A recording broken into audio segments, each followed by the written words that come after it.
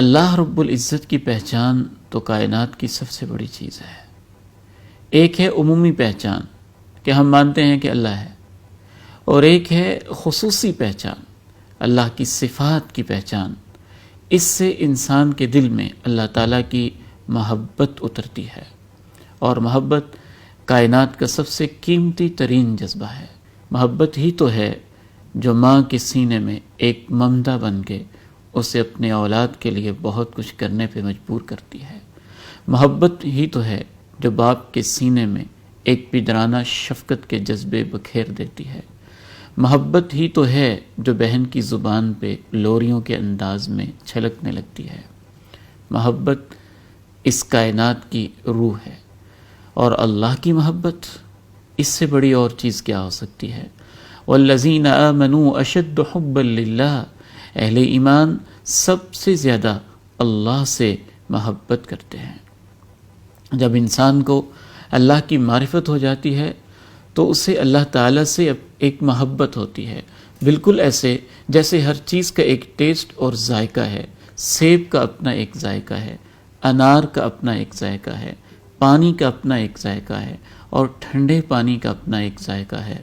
اللہ کی محبت کا اپنا ایک ذائقہ ہے۔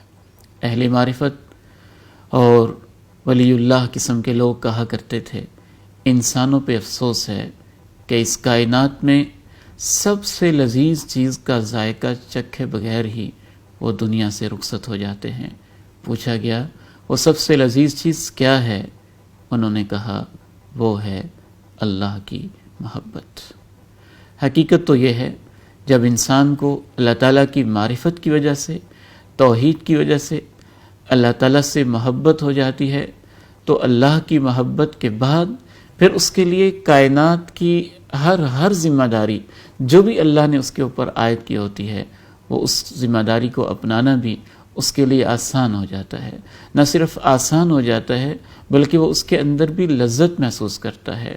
آپ اندازہ تو کیجئے، ایک اس کی ملاقات ہے جس کو ملنے والے سے کوئی خاص محبت نہیں ہے، اس کے ملنے کا انداز کیا ہوگا، اور ایک وہ ماں جو اپنے بیٹے سے ملتی ہو، جس کے لیے وہ سب کچھ تج کیے ہوئے ہے اور سب کچھ قربان کیے ہوئے ہے، یا وہ بیٹی جو اپنے باپ سے ملتی ہو ایک پوری محبت کے ساتھ، اس کی اپنائیت کا، اس کی محبت کا عالم اور اس کی کیفیت کیا ہوگی۔ تو تمام عبادات کے اندر اللہ کی معرفت کے بعد جب محبت آ جاتی ہے تو محبت کے بعد پھر عبادات کی روح آتی ہے، عبادات کی لذت آتی ہے۔ اللہ کی معرفت اور محبت کے بغیر نماز تو ہوتی ہے لیکن بغیر خشوع کے ہوتی ہے، اور جب محبت بھری نماز ہوتی ہے تو پھر اس کی کیفیت کیا ہوتی ہے؟ قد افلح المؤمنون الذین هم فی صلاتهم خاشعون، وہ اہل ایمان کامیاب ہیں جو اپنی نمازوں میں خشوع اختیار کرنے والے ہیں۔